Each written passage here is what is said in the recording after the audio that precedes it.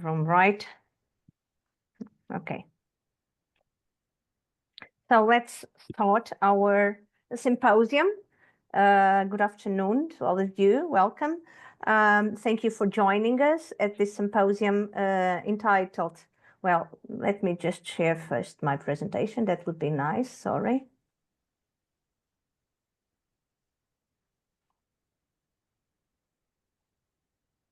Okay. I think it's in presentation mode now, right? Not yet. Now it is. Okay. Thank you so much. So good afternoon.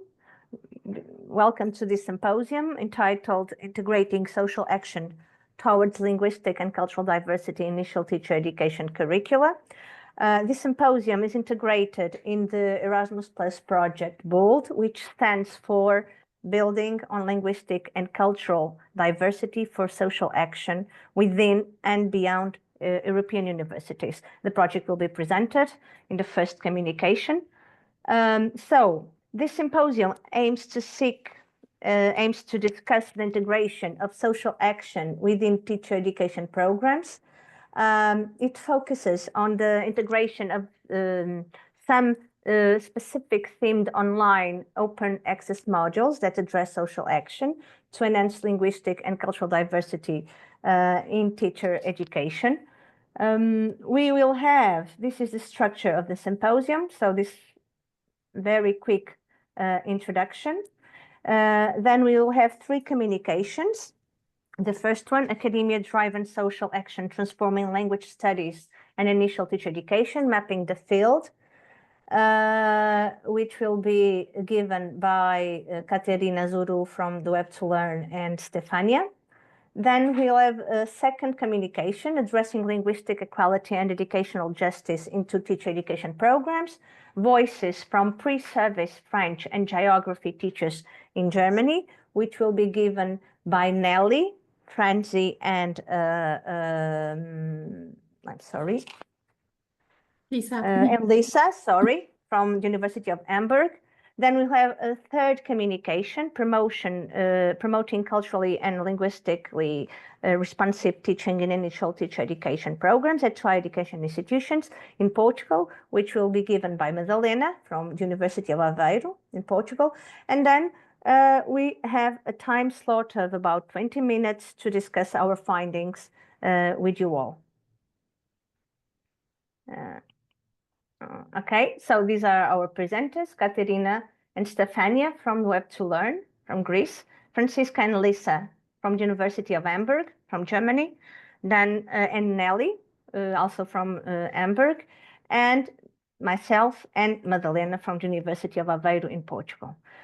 We are the presenters, but the communications we are given today have the participation of other colleagues from our universities and institutions.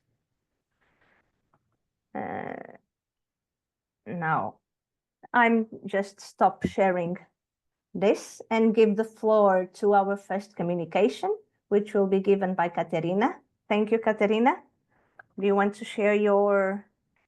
Yes.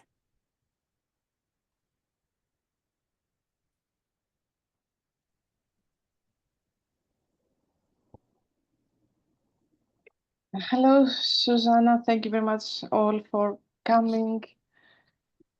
My name is Katerina Zuru, and with my colleague Stefania Kromu, we are very pleased to share some insights about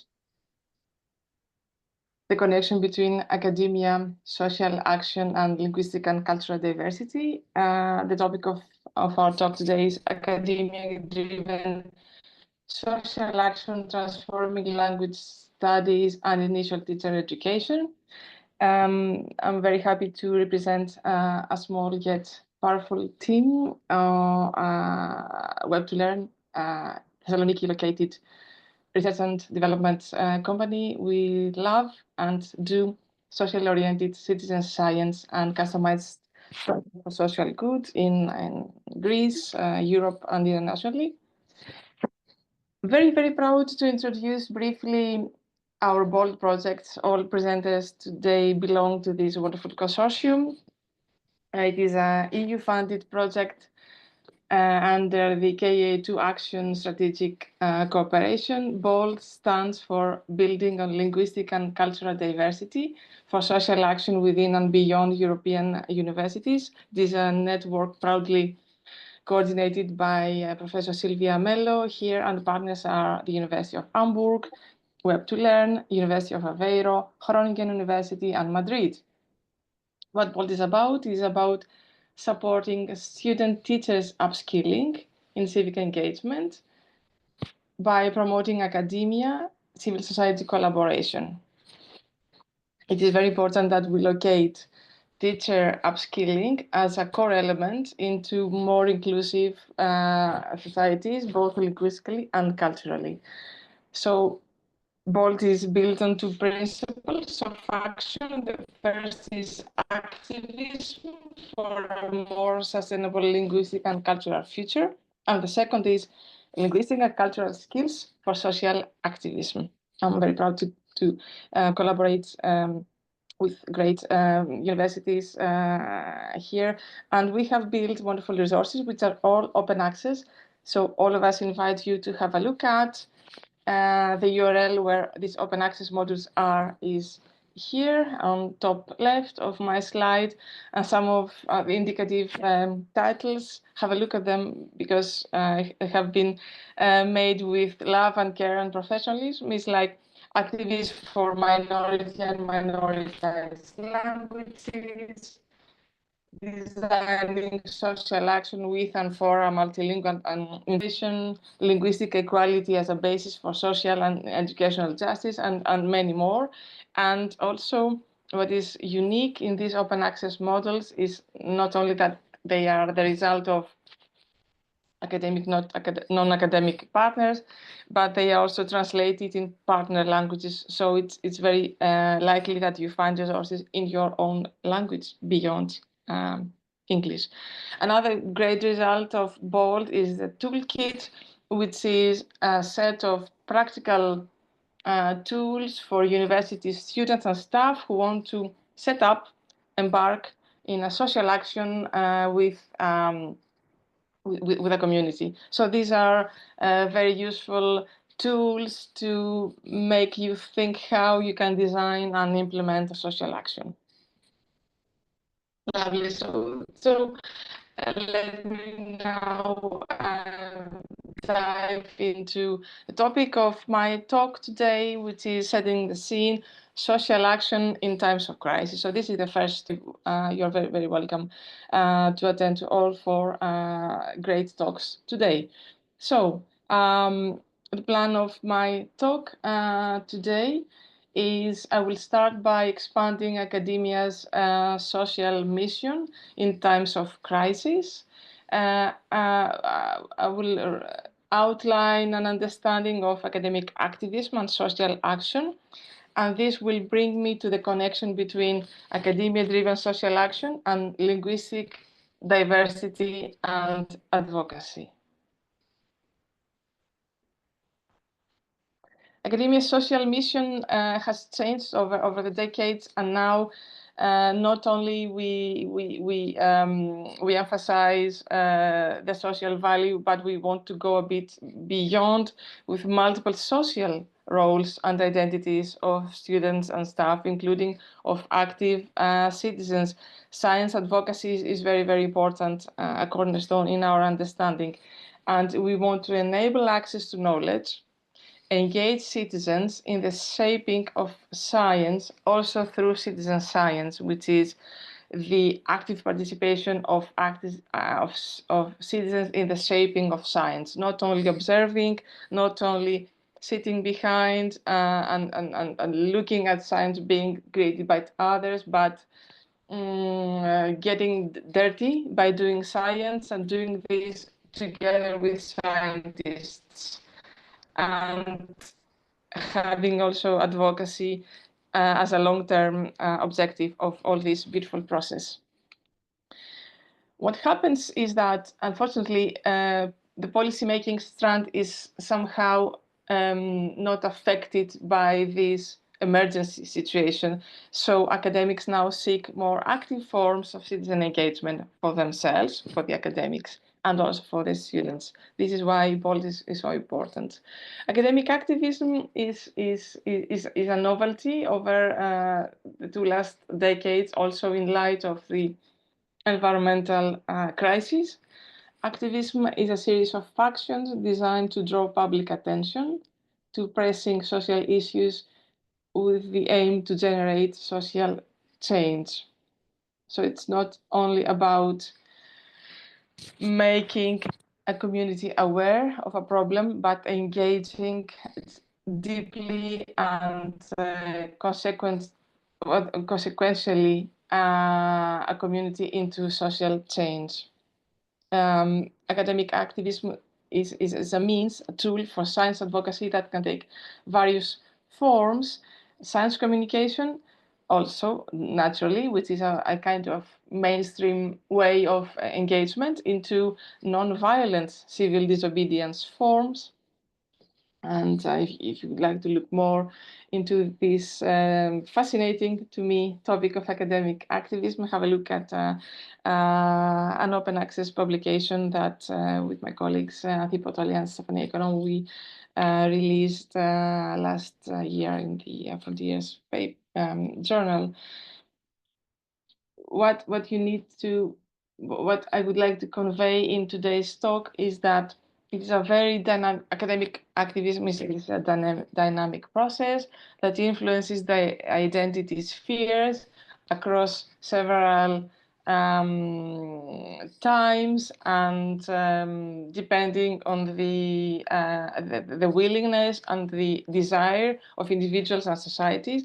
So it touches the individual, the social, and the academic sphere together. This is why it is so important and worth exploring as we did.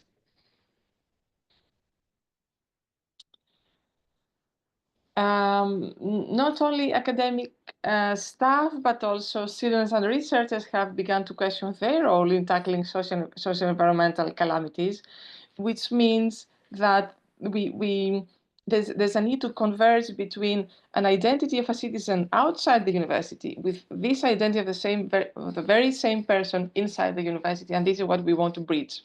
We don't want to separate the identities outside and inside the university. We want to make a continuum, and we want to make social action, activism also transversal and fluid inside and outside the universities, actually.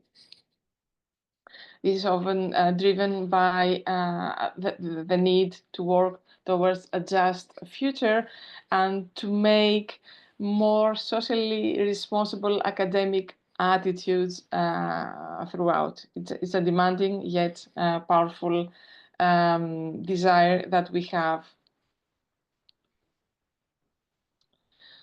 You may be aware of engaging communities that already do so, Scientist Rebellion organization and Scientists for Future, also with these inside and outside academia exchanges for social action, especially in environmental causes. When we talk about social action, there's some gaps, of course. Teacher education programs, at least in language and cultural studies, they talk about action. We have, for instance, in languages, the Common European Framework for Languages with the action-orientedness, of course, but social action, it seems not to be systematically integrated into teacher education programs, and it's kind of a pity. And teachers are not prepared to work as or with transformative social agents. So sometimes academic teachers, they teach about the value of social actions, but prefer not to do the nitty-gritty of social actions with their students together to understand what social action means in reality. So it sometimes is kept on a theoretical level, on the beautiful side of, yes, let's do some social action, but we don't try to do social action. This is what the BOLD project is about. So we want to emphasize social participation, civic engagement, and transferability towards society. This knowledge about the importance of social action, not only to stay within academia, but to be expanded, to be widespread across the society, together with academia, of course. Definitely it's about the social responsibility of the educational institutions and the third mission also of universities. Here I would like to give you shortly some examples. If Eunice and Susanna can please remind me how much time I still have so that I do not abuse your kindness and time of next speakers. Katerina, you have about 10 minutes. Thank you very much, Susanna.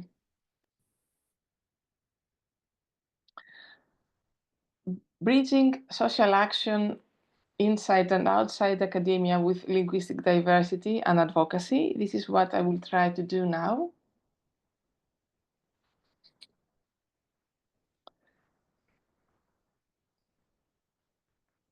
Because BOLD is a project that deals with upskilling and future teachers of languages. Okay, this is why language and culture are so dear to us. So individuals and problems and linguistic advocacy is not new, definitely, but linguistic advocacy takes a new meaning now with all these various forms of social actions that now we see. So it seems that linguistic advocacy is now much more present, which is also a unique opportunity, both for the linguistic and cultural experts, but also for the social action advocates. So linguistic advocacy is about preserving and disseminating also minority languages or learning minority languages, but not only. And technology is here to play a key role in mediation. And first is about increasing awareness on linguistic diversity and about preserving linguistic heritage, also in languages that are not only minority or minoritized, but also endangered. So together with a combination of technology, social actions, and of course academia in the form of teacher training. A couple of examples of academia-driven social actions for linguistic diversity and advocacy, and this will be the last part of my talk. Linkscape is a University of Luxembourg-driven project that collects images that feature signs and lettering to analyze the dynamic nature and diversity of public writing. It's a very nice collection. It's a very simple tool and very basic platform, yet very, very inspiring and crowdsourced, where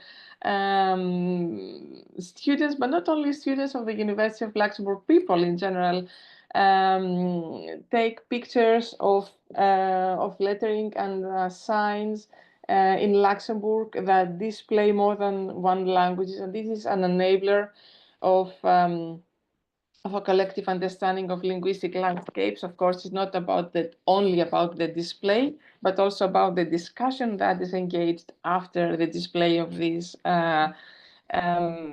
pictures that depict the cultural and linguistic variety in Luxembourg. A second example is the Citizen Science Translation Hub. This, unfortunately, is not living anymore. It's not running anymore, but let's do not emphasize on the chronology of it, but on the visionary idea behind. It is about crowd translation, a pool of volunteer translators that contribute in the expansion of citizen science across the world, has been started by University College London. And the idea is to have citizen science actions by recommending projects that do so, citizen science, but in language, not only English, and that's the beauty of this. So volunteer translators contributing in the expansion of citizen science in language other than English, together with volunteers, citizens basically, that participate in these citizen science projects. And the third one, I have a fourth one, but it will be depending on time available. It's about the Language Digitization Initiative. The initiator is the Global Coalition for Language Rights. We have an online repository. What it does, it delivers digitized content and resources in all languages with the motto of no language left behind. So this multilingualism expanded, and it's also crowdsourced with a social action in mind. This is also a very nice example, because here is a conference not only about UK and not even only Europe. So a South Australian Aboriginal language, Bangarla, led by the University of Adelaide, about this Aboriginal language facing extinction, and a dictionary co-produced by students and speakers together. A minute to sum up. If you allow me, academic activism is a form of social action, but that has a very strong learning and self-transformative process. And although it is very demanding to go across all of these identities, at the same time, it is very fascinating to understand what makes someone to be social active and what are the repercussions on the individual and also on the social level. This transformative experience is one that academics and pre-service teachers seek to transmit and share with people of all ages through educational activities. We hope that together with you, we'll be able to leverage the social value of digitally enhanced advocacy. I'd like to thank you for your time and give the floor to Susanna. Thank you, Katerina. Thank you so much. So we decide, for those colleagues who are coming, who have just entered the room, we decided that the discussion of the three communications will take place at the end of the symposium, because we think that this way the discussion will be richer. But anyway, I would like to open here the possibility of any colleague, if any of you is leaving earlier and wants to pose a question to Katerina, I think we can open here an exception. So if you want to ask something to Katerina before our ending discussion, we have a time slot of 20 minutes for that. But anyway, I know that there are many sessions going on at the same time, and sometimes people go into one and come again. So, no? Okay, so I think Lisa, Franzi, and Nelly can start their communication. Please share your PPT.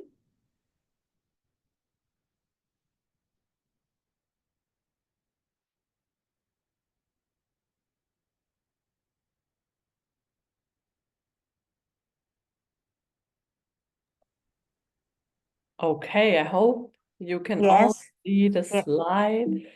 Yes, Nelly, it's okay. Wonderful. Okay, so, all right, let me just check one thing very quickly if I can.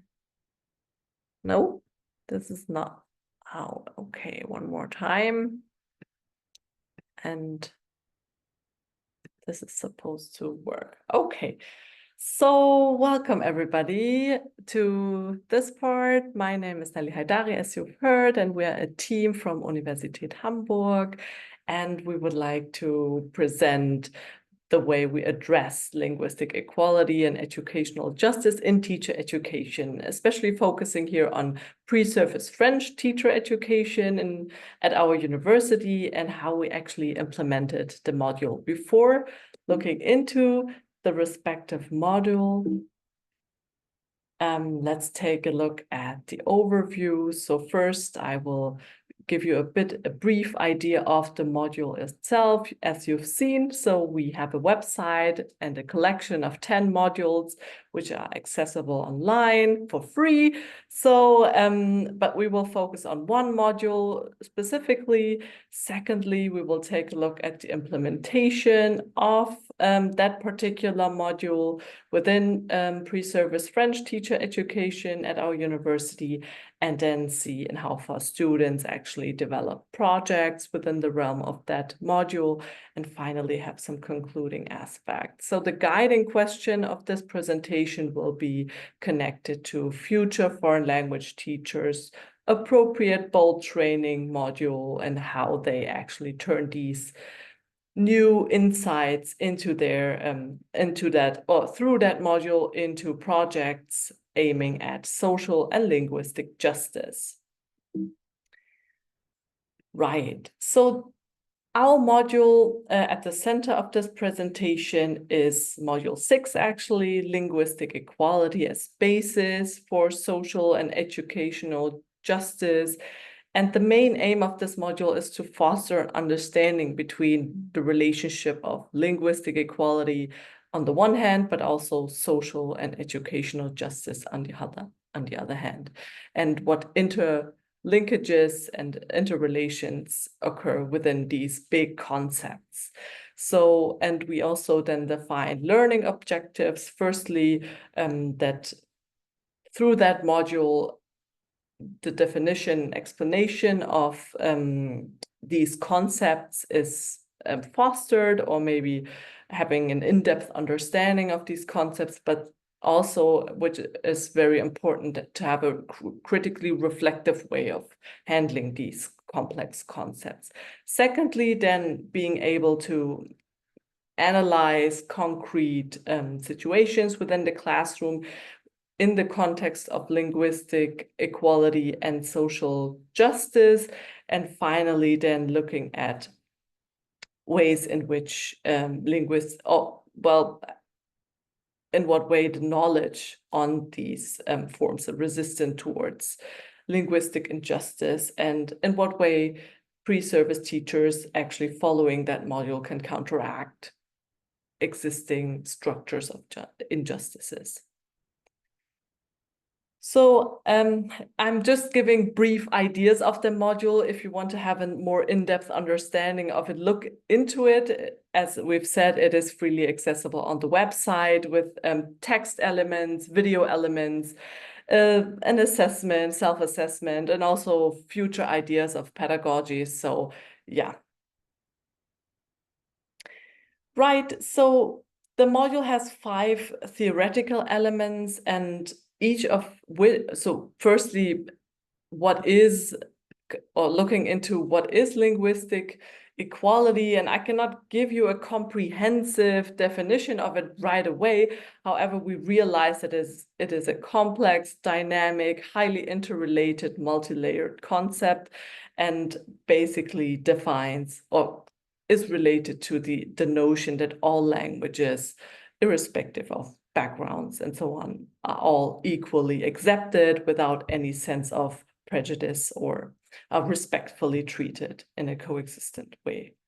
So, and in our second part, we look into in what way it interrelates with now social and educational justice, and looking into interrelations. Also, intersectionality plays a big role here, looking into in what way gender or racial or ethnic backgrounds interrelate with linguistic injustice or justice.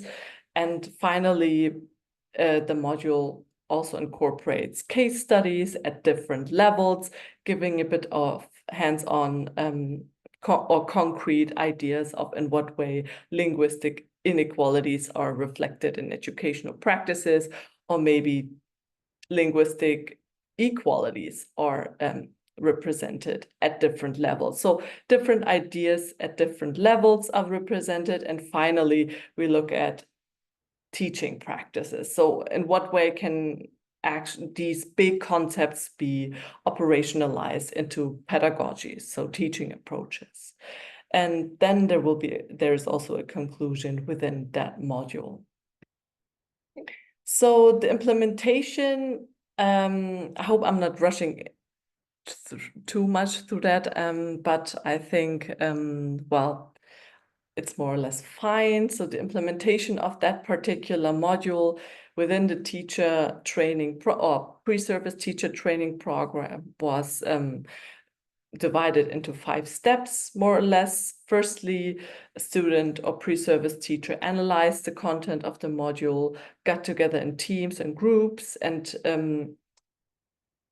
chose elements important or they found important within their contexts, and then developed projects which they implemented and evaluated. So the way they shared their results was through poster presentations, but now I would like to hand over to, I think, Lisa, who will then go into detail when it comes to the implementation. Thank you very much. Hello from our side.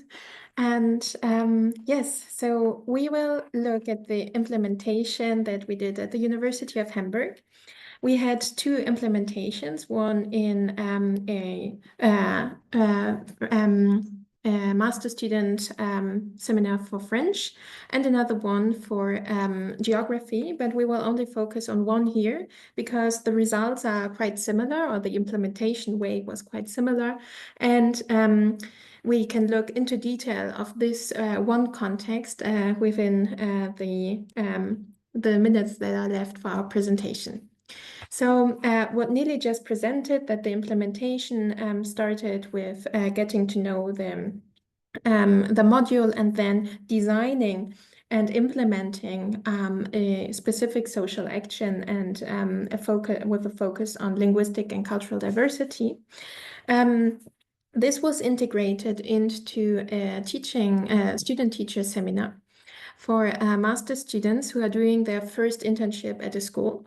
So the students have to stay at least 1 day per week at a school and observe the school contexts. So they accompany a teacher or various teachers, and they have a direct access to a school and to a teaching. So they don't only observe, and because in at some time when they observed enough, they are allowed to teach also in these classes.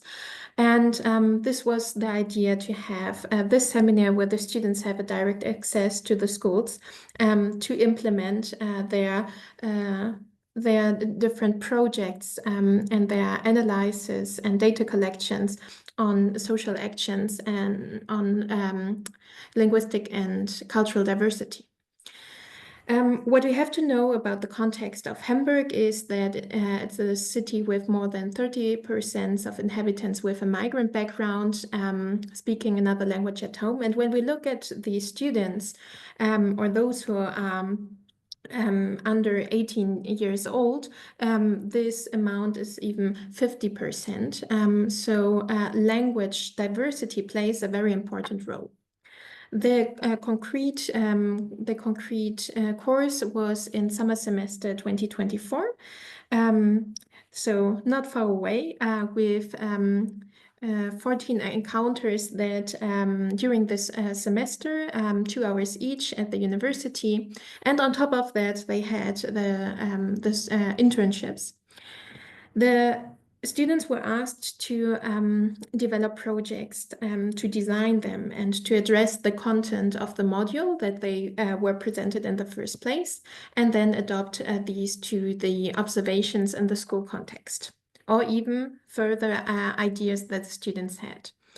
And then these projects were discussed in class before the implementation. So the teacher educator tried not to intervene too much, who's also present here, and let the students design and evaluate the projects by themselves. And in the end, the students came up with 7 different projects disseminated via posters. And also we filled in a grid, some students filled in a grid on their learning processes and on the whole project that they designed. So This is an overview of the 7 projects, and you see there are a lot of different themes that they focused on, and also different data collection and data analysis methods. So some of them use questionnaires or interviews with students or with teachers, and some of them analyzed educational statistics, and others focused on classroom observations to obtain their data. And you can see here that most of them focus on the student's perspective, and the other 3 of these 7 projects focus on the teacher perspectives. You have the German title and also the translation into English of these different topics and questions, the research questions that they developed. For example, the first one: Warum ist die Fremdsprache Französisch in der Sekundarstufe so negativ behaftet? So they focused on the students' perspective on the French language learned as a foreign language in secondary school. And we will now have a look at the results of all these different themes and research questions that the students had. And I'm handing over to Franziska. Yes, so I want to show you one of the projects that the students did in more detail. So this is the project number 5, I think it was, about linguistic inequality and discrimination in the French classroom. And the students or the teachers focused on the value of student or the perception of different French dialects in the French classrooms. So the focus was valuing students' perception of the use of previous French skills by migrant students. And they wanted to look at the issues of native speakerism and non-standard forms in the French classroom. And the heritage language students that they had in the classroom were mainly from Togo. So the rationale of the projects the teachers did was in the seminar, they did this project and about linguistic discrimination, and they implemented and evaluated this project that they did and addressed real-life challenges in language learning. So they wanted to contribute to develop practical skills and to deepening the understanding of sociolinguistic issues. And they interviewed 4 students in the classroom that were non-heritage language learners from an 8th grade French class. And those interviews took place in June 2024. And they used a semi-structured approach to gather insights. And the interviews were then recorded, transcribed, and analyzed. And as you can see on the left side, this is the example of the grid the students filled in to evaluate their experiences with these projects. So we had several of those grids filled in by the student teachers. So for the preliminary findings, there was a predominance of the micro perspective of linguistic equity and linguistic justice in the classroom. So the meso and macro perspective were not as present, as the student teachers usually focused on just their classroom.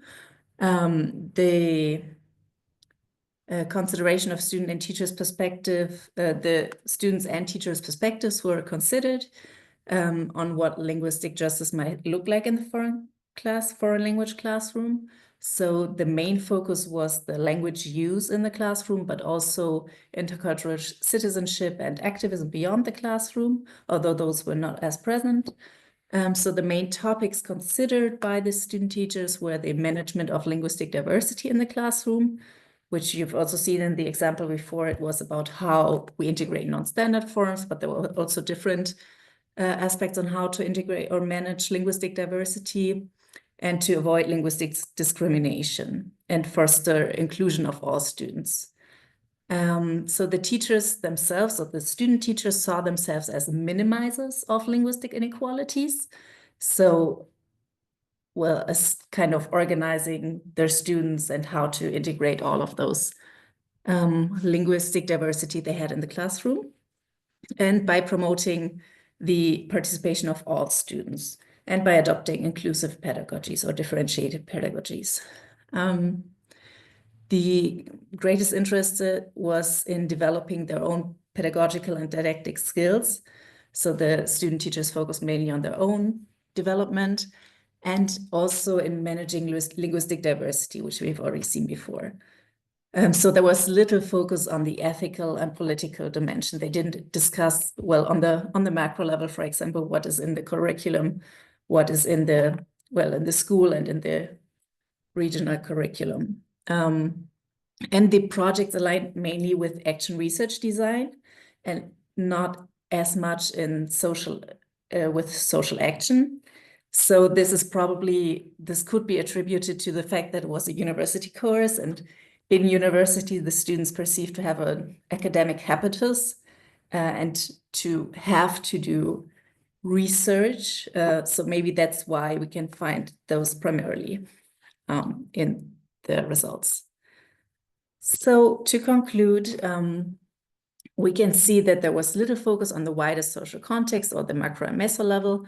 The students focused mainly on the micro level, on the classrooms they were in the design of the projects. So this could probably be more engaged in if there was more time to design the projects, because the students only learned about the subject or the theme and then directly had to develop their own projects. So if they were given more time to see how they could focus on wider context, maybe this would be more easy for them to do. Then there was difficulty in operationalizing the concepts of both linguistic equality and educational justice, which are the key themes of the module. So we can see that there's some issues there that students need help in operationalizing, because this is usually also the first time they do something like this. And then for implications for teacher education programs, we can conclude that it would make sense to introduce these themes earlier in teacher education and not just within one course in the master seminar, and to put the focus more on ethical and political dimensions of teacher knowledge, and to work the theme not only in the specific didactics course, not only in French didactics, but also in several courses, to have a more overarching knowledge and not that specific to the language classroom. And then it would also be helpful to have a more critical applied sociolinguistics approach in teacher education programs, and to have more, diverse formats of teacher education projects and to go beyond action research. So just to open the possibilities to do more social action as well, which we haven't seen so far, but we might see more in the future. And that's it already. Yep. I think we have the link to the project here, the QR code, if you want to scan it. But other than that, I think we can give over. We'll end this featuring. Okay, thank you. Thank you, Lisa and Franzi, for this insightful information about what you have done in Hamburg with the bold modules. So now we are passing the floor to Madalena. Yes, Okay. Madalena. Do you want me to share, or you are going to do it? I think it's better for you to share it because. Share. Okay. But if you want me, I can do it. No, it's okay. I can do it because the anfitrión, the host, enabled me to do it. Oh, you can do it. No. I don't. Eunice, could you help us, please? Could you also make Madalena a co-host, please? Well, let me see if I can do. It done now. Okay. Okay.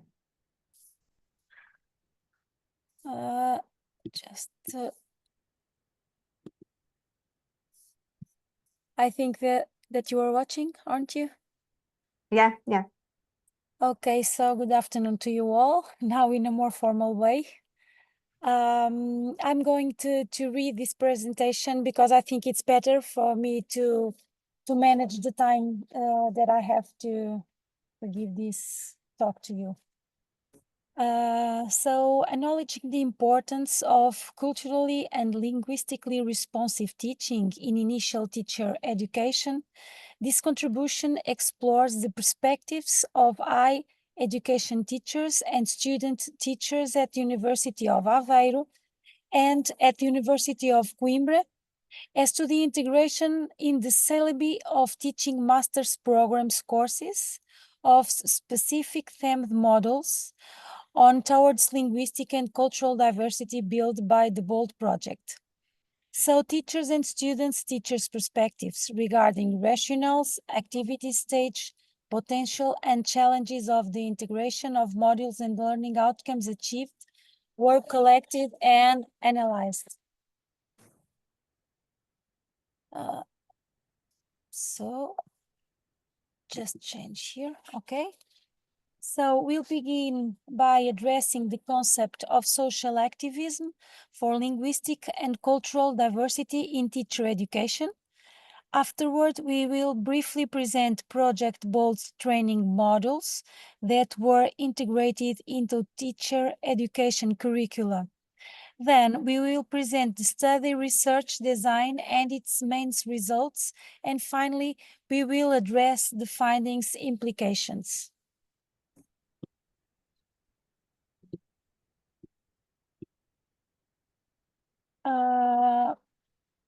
So the BOLD project, as perceived in the previous communications we had by our colleagues, is based on some empirical supported assumptions related to the role of languages in lives of individuals and societies as effective objects, objects of power, instruments for the construction and affirmation of individual and collective identities, and instruments for the construction of interpersonal relationships. Then plurilingualism and interculturality as values to be promoted, skills to be developed, challenge to be recognized, and paths to be taken by individuals and societies. Also, axioms underlined by research which, over the last 30 years, has demonstrated an unequivocal relationship between social multilingualism, individual plurilingualism, and the development of intercultural communicative competence with human rights, the construction of democratic and cohesive societies, peace and social justice, sustainable development, cognitive development, particularly with regard to development of communicative competence, learning strategies, metalinguistic awareness, pragmatic competence, creativity, and cognitive flexibility, economic development, and the internalization capacity of countries and institutions. Also, the importance of integrating the development of plurilingual and intercultural competencies into the aims of education and training in language, which are essential for education of individuals committed to democratic values and social responsibility at local and global levels, respectful of and promoting human rights and diversity in all its guises. And at last, the role of language teacher training in promoting an agenda committed to social justice and critical intercultural pedagogy that promotes a perspective of formal and non-formal learning contexts as spaces for inclusive education that contribute to a fairer, more equitable, and sustainable societies. So these assumptions support the focus of this project on social action and social activism for linguistic and cultural diversity in teacher education. Considering the previous assumptions, we draw on the concept of language activism. In this sense, teachers and communities may act as bottom-up micro-level language policy actors. We believe that teacher education plays a crucial role in promoting an agenda committed to social and educational justice.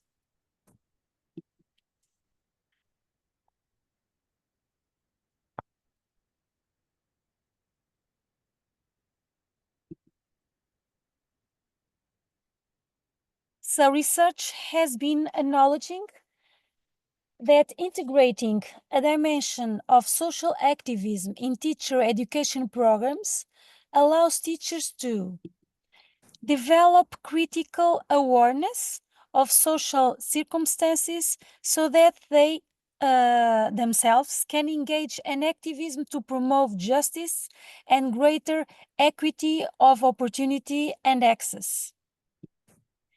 Critically reflect on their role as activists as well as on their own cultural perspectives and assumptions.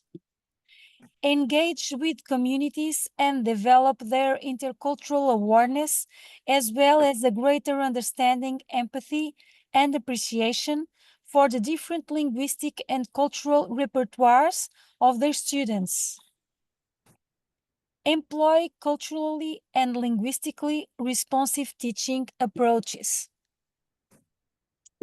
Then, and considering the previous framework, the BOLD project, as also underlined before by our colleagues, built a set of online open access models aimed at teachers, student teachers, and other actors concerned with social activism on linguistic and cultural diversity. These models address different concepts and topics such as interculturality, multilingualism, and social action, linguistic inequality, and social and educational justice, language activism for minority and minoritized languages, linguistic and cultural management in border regions, citizen science for linguistic diversity. And in this last academic year, each partner has been integrating these models into their teacher education programs, namely in some courses. So hence, today, we are presenting some results of that integration. More specifically, what we want to share with you is a preliminary analysis of both modules integration into courses units, as I said before, at the University of Aveiro and at the University of Coimbra in the academic years of 2023 and 2024, and 2024 and 2025. This analysis is focused on the rationale for integrating models in the course units, activities staged during the implementation of the models, feedback from teacher educators regarding the potential and challenges of integrating the models, and then feedback from student teachers regarding the activities and learning outcomes. So here you have the participants. The participants are teachers and students of these two high education institutions in Portugal, the University of Aveiro and the University of Coimbra. The corpora is composed by 92 students enrolled in 4 courses units of 11 master's degree under the responsibility of 7 teacher educators. Then we have the data collection and analysis that, as you can see, first we have the data collected through a grid filled in by the teacher educators responsible for each course unit. Data collected through students, teachers' written or oral reflections. And then data treated using thematic analysis. The rationale for the model integrations, that integration is what we have now. So the results indicated that the integration of the both modules served the purposes of enhancing students and teachers. These goals underline the role of modules in developing students' teachers' professional knowledge across different dimensions, like pedagogical and didactic, linguistic and communicative, and also ethical and political dimensions. Here we have the activities that stage during the implementation of the modules. They are very varied, as you can see. In the beginning, we will have the exploration of the bold models in a multimodal resources, then critical reading, class discussions, analysis of examples of plurilingual pedagogies, creation of model resources, and creation of lesson plans and accompanying resources using plurilingual pedagogies. Here we have 2 slides with teachers' feedback. We can say that teachers were unanimous in underlying that the models offer a rich collection of resources and provide clear definitions of essential concepts. The model structure is well balanced, combining strong theoretical foundations with practical examples that address common questions students often have. And of course, this is good. Then, the highlights put forward by teachers are focused on students' learning. Hence, they emphasizes that the integration of models in their course units allowed students to develop knowledge and understanding of key concepts, critically analyze linguistic and cultural diversity in diversified geographical, social, political, and educational contexts, critically analyze and reflect on policy documents, on plurilingual and intercultural education, perceive schools and communities as spaces of inclusive education and of participatory construction of rules for democratic coexistence, value linguistic and cultural diversity as an opportunity to contribute to fairer, more inclusive and sustainable societies, recognize connection between linguistic between brackets, equality and social and educational justice. Develop knowledge regarding inclusive pedagogies to effectively address linguistic and cultural diversity in teaching practices. As for challenges, teachers underlined the module's length, more time needed for through exploration, integration of models across the entire course program, allowing for sustained engagement and deeper exploration of its contents. Now we have students' feedback, of course. Students' feedback, as I told you before, was collected by asking them orally in class and in 2 course units by asking for written reflection, depending on teacher and the course unit, of course. As for the modules, students underlined the diversity of resources that allowed contact with real-life stories, language discrimination practices, language education, of course, practices aligned with a social action perspective, as well as culturally and linguistically responsive pedagogies. Students also highlight the importance of self-assessment after each unit. And of course, this is very important. Then we have here here we have some students' voices that afford fairly representative perspectives of the group. As you can, well, I can read it. The model presented incredibly deep, but at the same time, accessible information. It is organized in a way that makes sense and compels me to read more.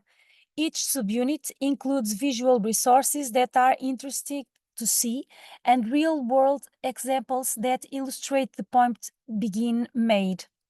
My favorite part would have to be the self-assessment quiz at the end.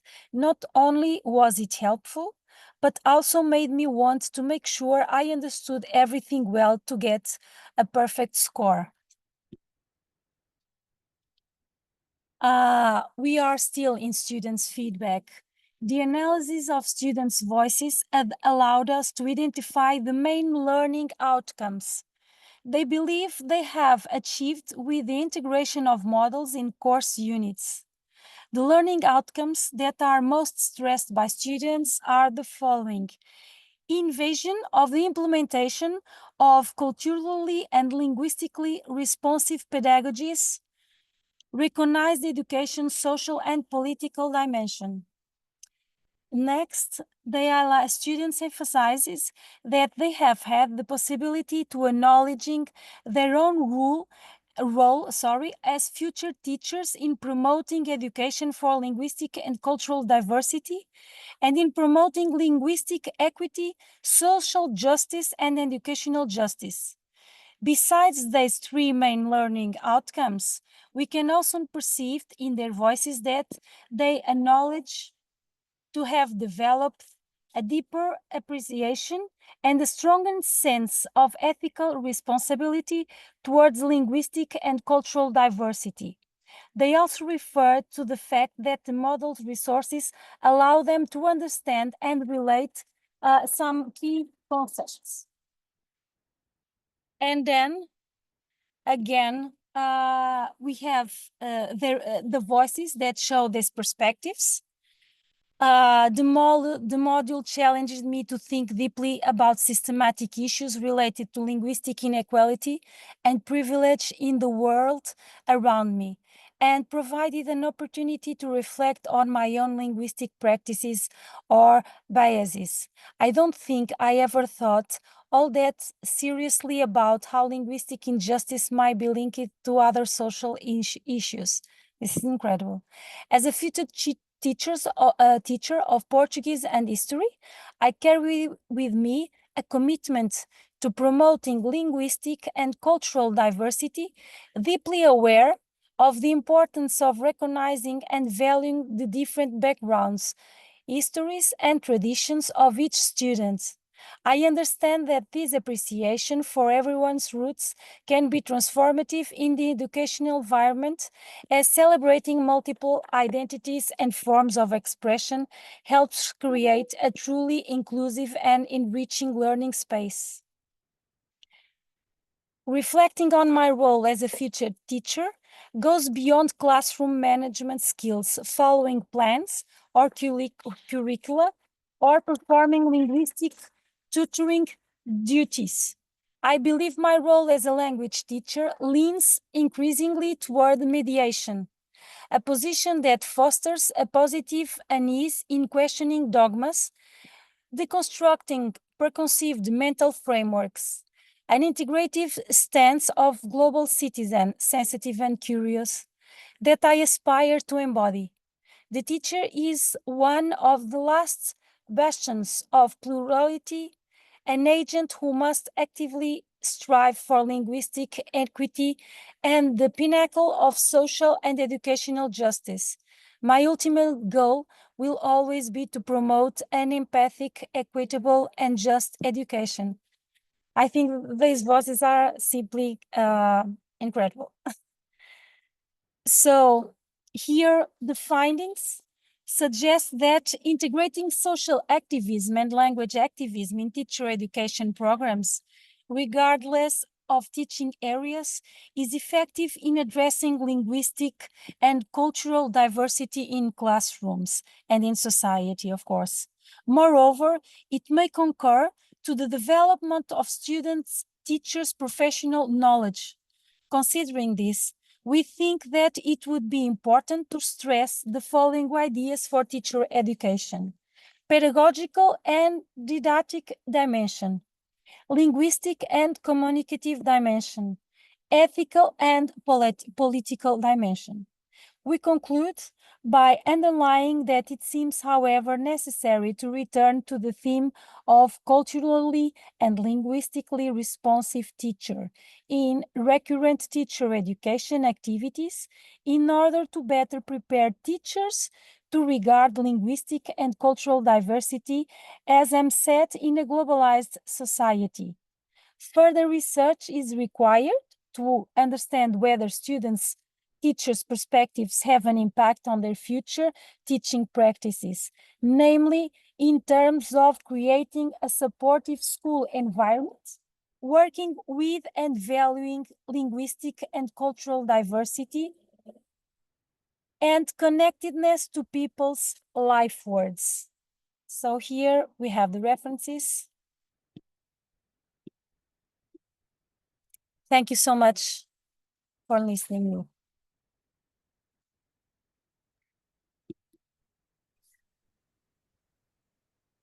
Okay, thank you, Madalena. Just on time. So as we planned, we have now about, let me check. Yes, 20 minutes for discussion, for questions, for comments. We are very, I'm sorry, my camera is off. Sorry for this. We are delighted to receive the questions, the comments, and to tell you more about our project, BOLD project. So, who would like to start? Let me just see the gallery. It's better for me.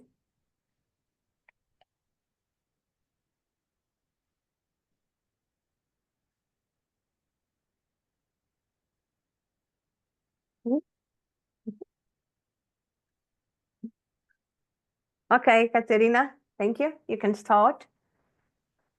It's also an opportunity for us to know more about the implementations, right? So this is a beautiful work to breed, you know, the intention to do some actions with the real deployment on site. So my question is for those who have implemented implement social actions, how this has repercussions on the university curriculum, whether there's a change in the way that we teach languages and cultures back at the university, how these opportunities for social action on the ground have been beneficial in changing the way we teach at universities, if this has happened, of course.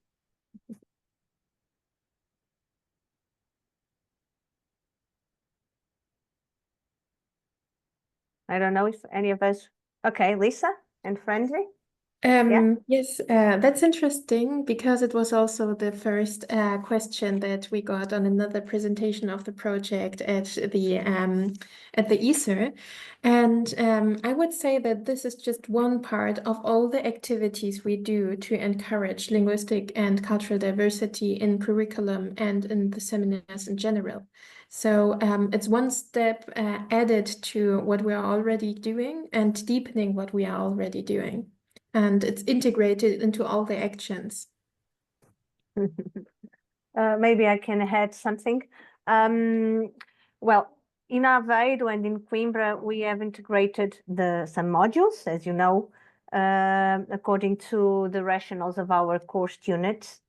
We also, in Aveiro, we work very much on teacher education as to language teachers and educators are concerned. We have this, we have been integrating these issues related to linguistic and cultural diversity and linguistic justice in our course units. In the specific didactics, I do it with Ana Raquel. I think Elena also has I've been her student and Isabel's, so I know about that.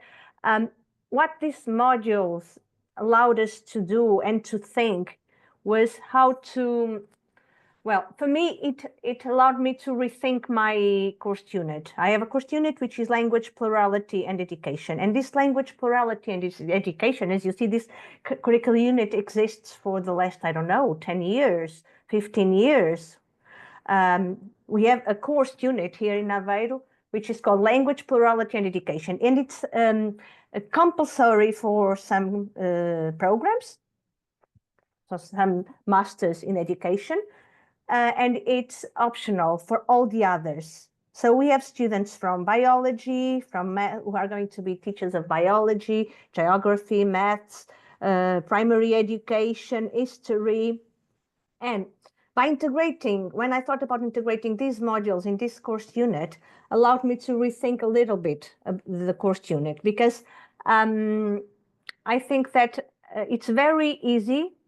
I think it's easier for teachers who are going to be language teachers to understand these concepts, to be aware of these concepts, and to learn about these concepts, and have a natural interest in focusing them in their practice as teachers of French, Portuguese, English, Spanish. But I think it's different when we are talking about students from other scientific areas. For instance, I have a few years ago, I had a few students from maths who now are teachers of mathematics, who told me, "Oh, can I integrate this in a mathematics classroom or in a geography classroom? It seems so easy for those who work on languages and cultures." And so I think that the integration of these modules and of this social activism in our curricular units allowed us also to think beyond language teachers, beyond what language teachers can do, because as you said, and as Madalena said, we stand very much for the concept of language activism and social activism. But the idea is to be sure that all teachers can be activists, and that's the focus of the BOLD project. So we have changed. I have been thinking a little bit how to introduce this stronger, in a stronger way in this curricular unit, or in didactics of English, which I am also going to teach in the next years. So I think that we can make changes to our university curricula. The idea is also to spread this idea, not only among us who work in the project, but also bringing others. For instance, in Aveiro, we have integrated in the project, as you know, Marisa. Marisa is from the, I don't know if I can call it scientific area of diversity, special educational needs. And she has integrated this in the curricular unit of special educational needs, where she has also student teachers of different areas. It's also an optional course unit. So we are going beyond what we thought, and we are trying to also spread the word among other colleagues who are not only teacher educators of language students, teachers. I don't know if I have answered your question, Katerina. I did? We did? And Lisa? Yes? So, more questions? May I, Susanna? Yes. I think that we also could try to disseminate when we have projects like Angola or São Tomé. We can try to use some of these models too, and by doing this, to disseminate this linguistic activism. Well, I don't know. I was just listening to you, and I was wondering about it. That's it. I agree with when Lisa and Francis said in their presentation that action research is something that we have been doing with our student teachers for several years, right?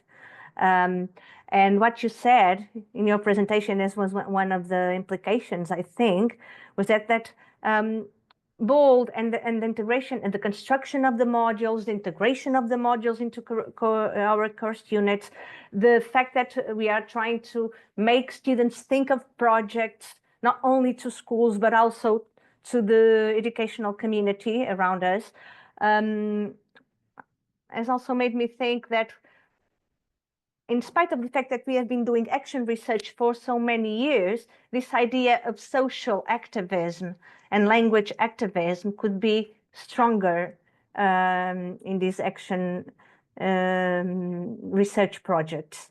And also going beyond, I'm always saying this, but it's something that is on my mind.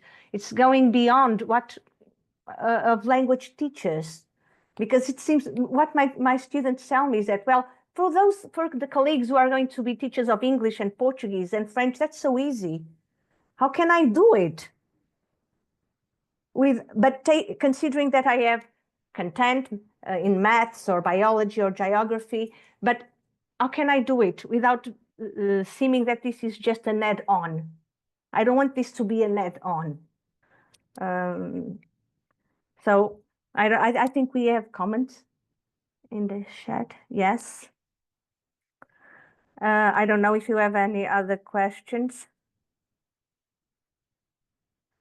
I thought that we all agree that teacher education can be a privileged context in higher education for activism and resistance. Now, calling the theme of this conference activism and resistance in the areas of plurilingualism and interculturalism. But it's not always an easy task, right? So I don't know. Yes, yes. I don't know. I think maybe AI could help in that task because it is not easy and it isn't. But maybe, well, just thinking to go beyond the context of education and to go beyond only of language classes. Well. So just another question that I had here is, what do we see as the biggest challenges in integrating social activism and service learning in teacher education?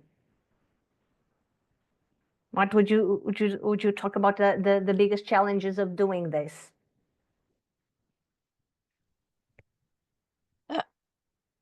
To articulate the curriculum. Okay. Not in higher education. To innovate. But in schools. Yes, Katerina.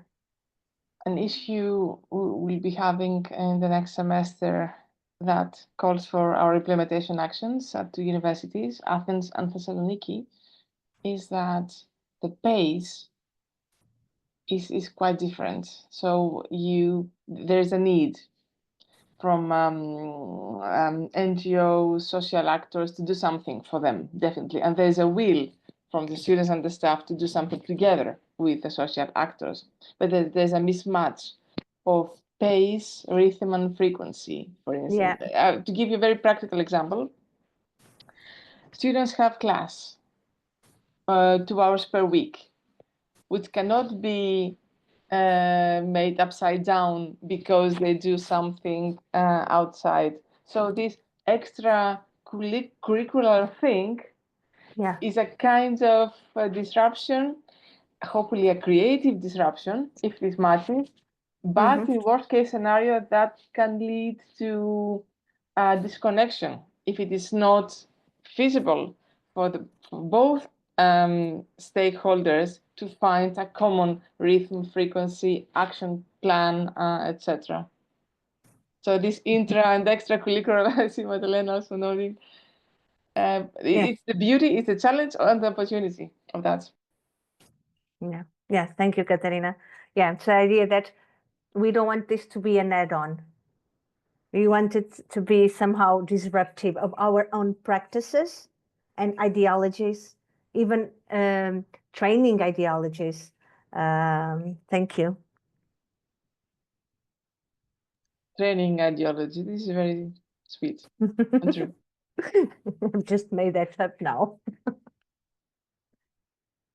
Okay, any other questions or comments?